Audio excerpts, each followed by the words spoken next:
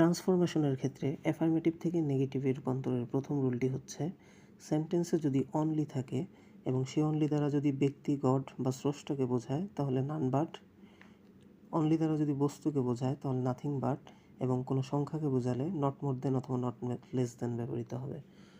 এইখানে আমি 3টি এক্সাম্পল নিয়েছি। প্রথমটি হচ্ছে only Allah can help us. যেহেতু এখানে অনলি দ্বারা গড বা স্রষ্টাকে বোঝাচ্ছে, তাই এখানে অনলি এর পরিবর্তে হবে none but.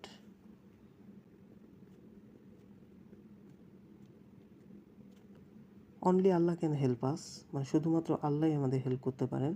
None but Allah can help us মানে আল্লাহ ছাড়া আর কেউ আমাদের সাহায্য করতে পারেন না।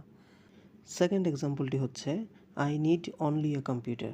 এখানে কম্পিউটার হচ্ছে একটি বস্তু, তাই এখানে অনলি এর পরিবর্তে হবে nothing but. I need only a computer অর্থাৎ আমার কেবল একটি কম্পিউটার প্রয়োজন। I need nothing but a computer অর্থাৎ আমার কম্পিউটার ছাড়া আর কিছু প্রয়োজন নেই। থার্ড এক্সাম্পলটি হচ্ছে হি ইজ অনলি 10 ইয়ার্স ওল্ড। এখানে 10 একটি সংখ্যা, তাই এখানে নট মোর দেন অথবা not less than. He is only 10 years old, তার বয়স কেবল 9 বছর।